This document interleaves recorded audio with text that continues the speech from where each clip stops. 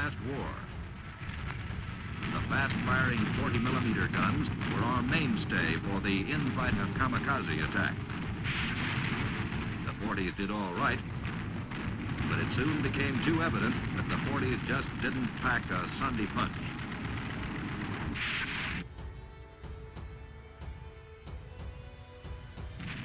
Their 2-pound shells could freeze a dead hand on the stick of an enemy plane, but too often that plane still continued on its deadly course. Something huskier than the 40 was obviously needed.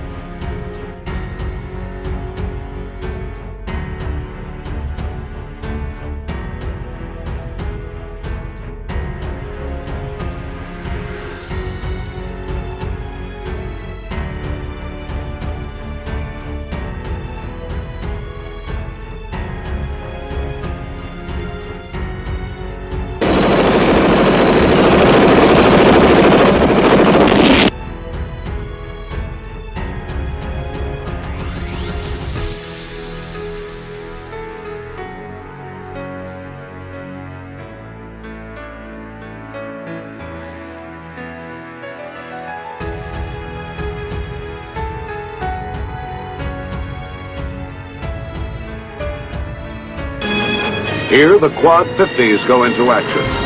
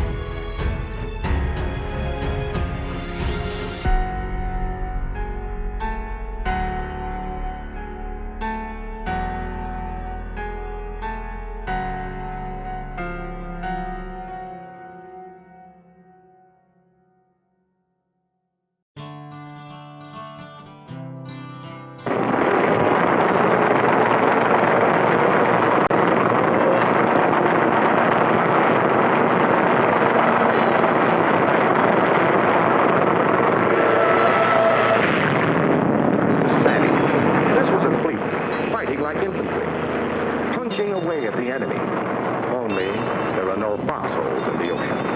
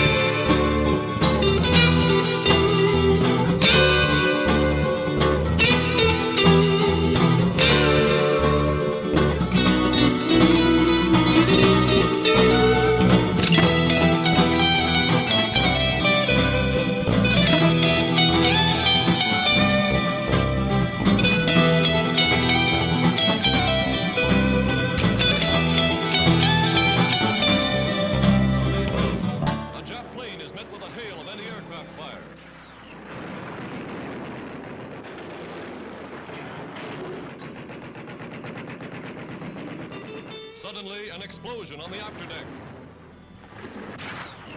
A Jap bomber has scored a hit. Gunners keep right on blazing away. Firefighters and relief crews spring into action. But wait, looking aloft, they sight another dive bomber streaming in for the kill. As the deck crew seeks cover, the Navy cameraman filming these pictures sticks to his post.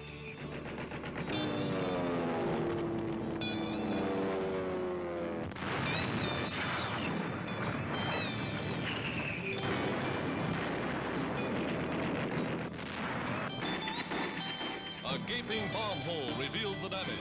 But it hasn't silenced the gunners. They're still firing away. And now they've scored a hit.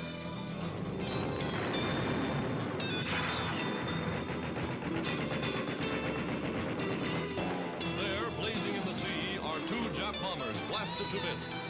Now the carrier is fighting two foes, fire at sea and enemy planes.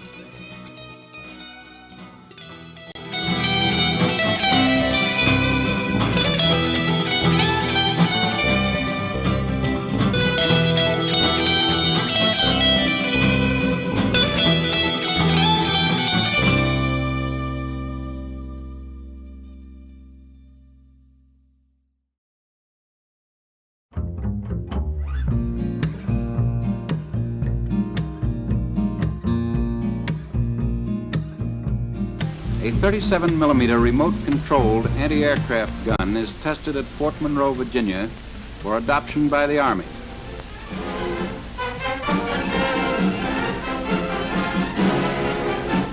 Traverse and elevation are controlled by the M5 director. The director seen here is of English design.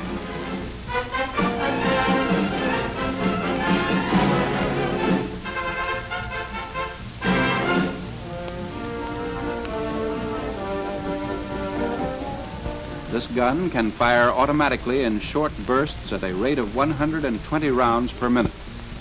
In this demonstration, the gun is fired by a foot trigger, one shot at a time. It has an effective range of 500 to 3,000 yards using high explosive ammunition and is designed for use against dive bombers and light bombardment airplanes. The gun is controlled by oil motors, which are in turn controlled electrically by the M5 director. Note the tracer flashes in the right side of the screen.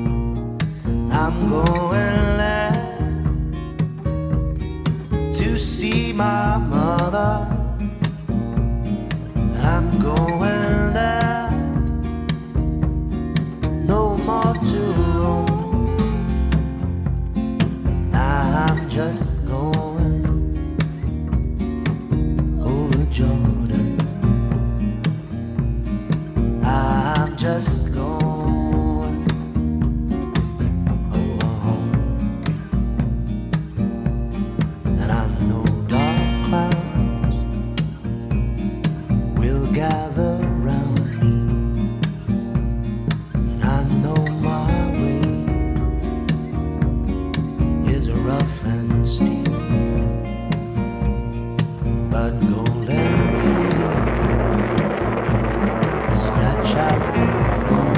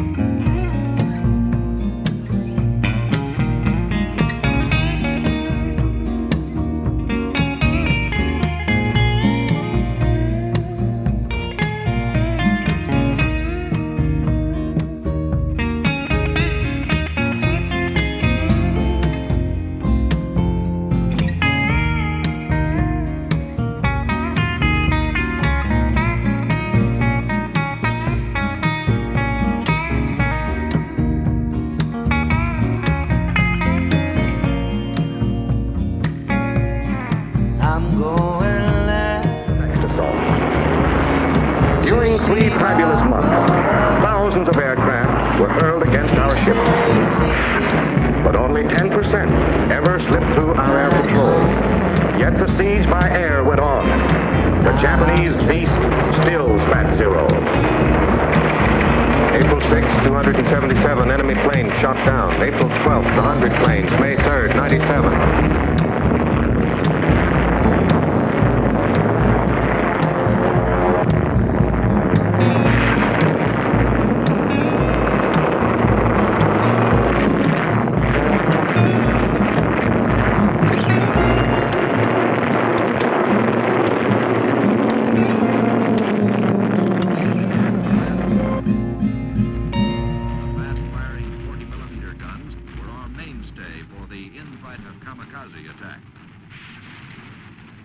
Did all right, but it soon became too evident that the 40s just didn't pack a Sunday punch.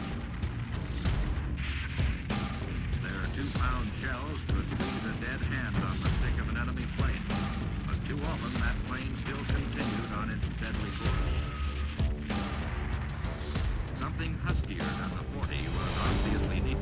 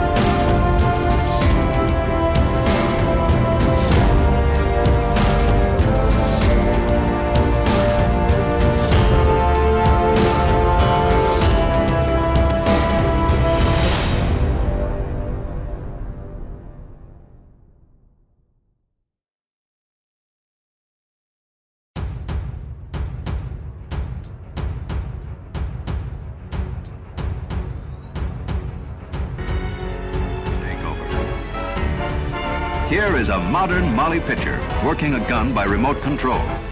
Mary Miller's husband used to do this work. When he was called to the colors, she donned her slacks and took his place.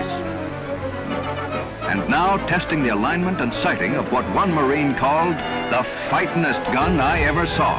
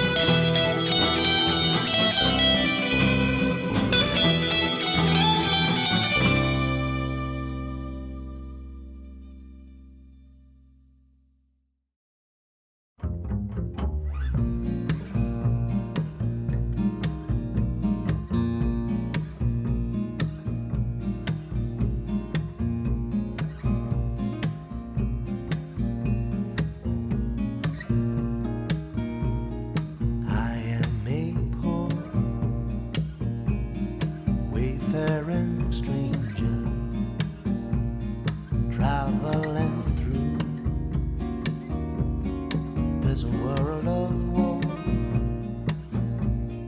there is no sickness, toil nor danger in that bright land to which I go. I'm going there to see my mother. I'm going there, no more to roam. I'm just going over Jordan. I'm just going over home. And I know dark clouds will gather round me, and I know my way is rough and steep, but golden fields stretch out before me, where weary eyes no more will meet. I'm going there to see my father. I'm going there, no more to roam. I'm just going over Jordan.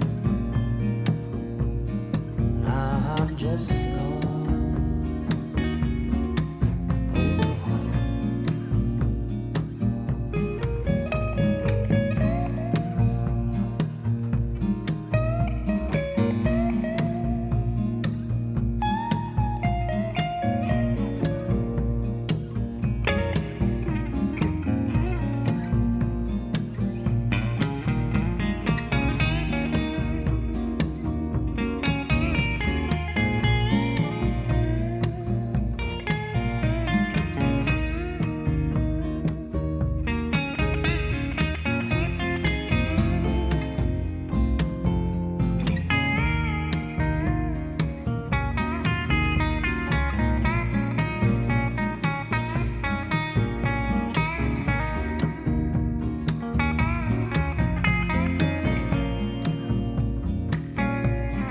I'm going there to see my brother. He said he'd meet me when I come. Now I'm just going over Jordan. I'm just going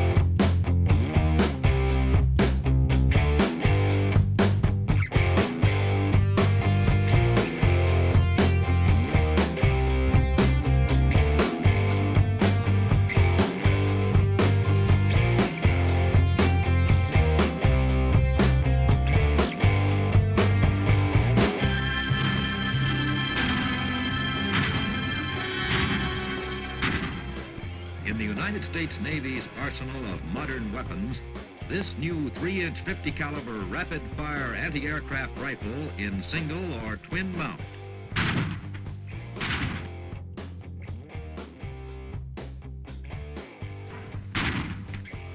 The 3-inch 50 caliber rifle was refined from private designs by the Navy's own Buord and Naval Gun Factory.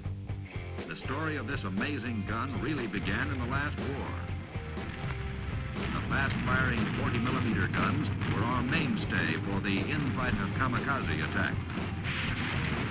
The 40s did all right, but it soon became too evident that the 40s just didn't pack a Sunday punch. Their 2-pound shells could freeze a dead hand on the stick of an enemy plane, but too often that plane still continued on its deadly course. Something huskier than the 40 was obviously needed.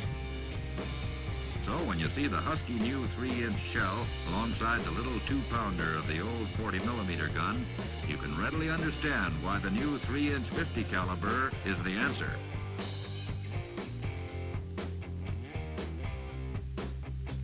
Between its twin barrels is the mount captain's station.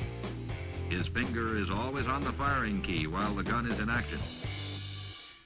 In action under local control, the gun is trained and pointed from either of 2 one-man control stations located at the usual trainer and pointer stations. And under remote or director control, the operation of the gun becomes completely automatic. This mount is one of the first of its size designed to be trained through a continuous turn of 720 degrees. And, of course, it's interlocked to keep it from firing on any part of the ship. In firing the gun, ammunition can be passed either from ready lockers or from deck scuttles.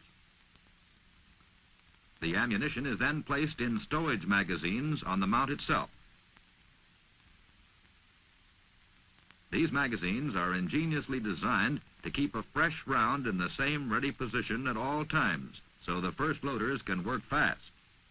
A quick 2-handed pull puts them into the loading position where they're slid firmly into the loader with thumbs carefully in the clear. Considering the firepower of this mount, the crew is relatively small, but hopping busy when the gun is in rapid fire. As you see, the loading mechanism feeds at any elevation, and that, coupled with its smooth operation, is one of the main secrets of this gun's high rate of fire. In slow motion, you can see how the loader works. The ammunition is fed by hand alternately into the set of star wheels on each side of the gun. Then it travels across underneath as the wheels revolve until it reaches the ramming position, where the pivoted transfer tray swings it swiftly down and into the breech below. Of course, the loader is completely interlocked to prevent double loading or other mechanical error. Smooth, isn't it? But to really appreciate it, you've got to see the gun at full speed with a trained crew pouring them in, like this.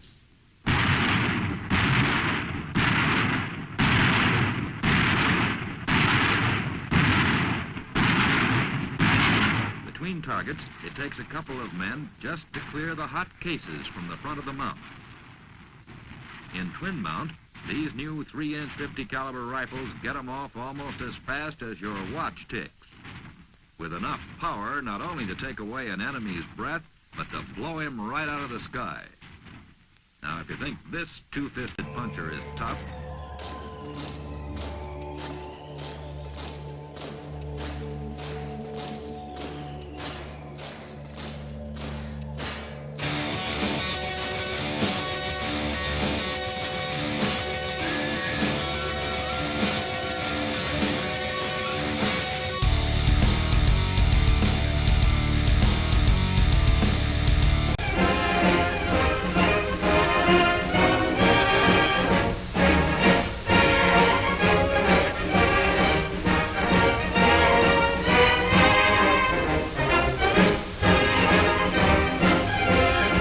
this is the first time the crew has handled a gun.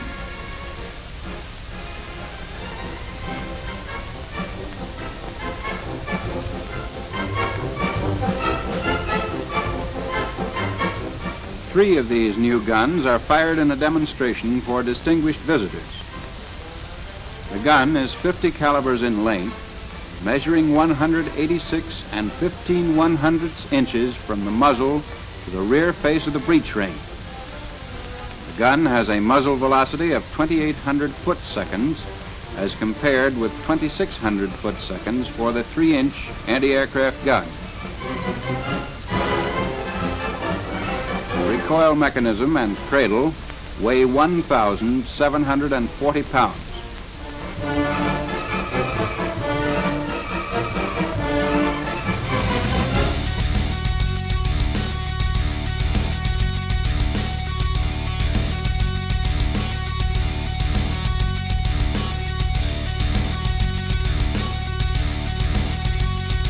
The gun crews around Antwerp learned to meet the extraordinary demands made by their job. A move order was just a couple of points on a map, but to the men it meant something more, something vital and urgent. They had seen the damage and death that the B-1s could bring. They knew that lives in Antwerp were at stake. They learned the importance of moving quickly. At all hours of the day and night, the small towns of Belgium shuddered as heavy equipment rushed along the quiet streets on the way to new positions of defense. The men got to know their jobs so thoroughly that handling the guns became second nature to them. It was like walking or talking. It seemed they had done it always. They learned speed in setting up, speed in getting the word through, speed in firing.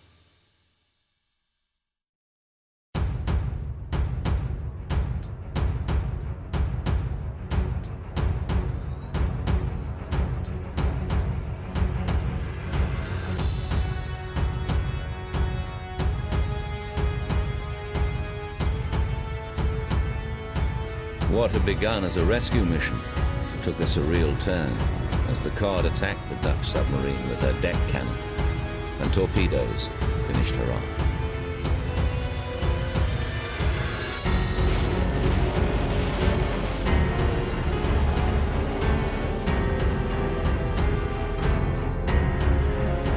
The 019 clings to Lad Reef to this very day, a cautionary beacon to all passing vessels.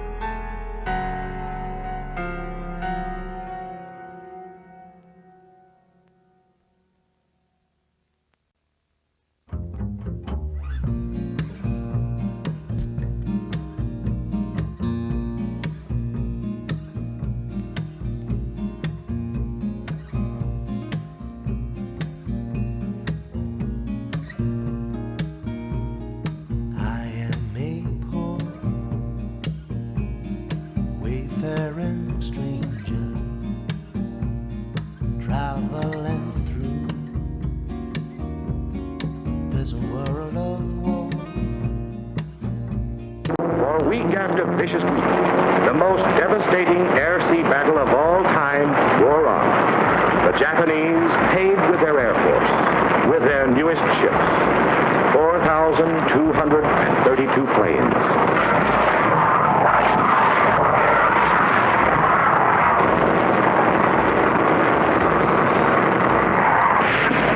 The fleet that came to stay paid a price too.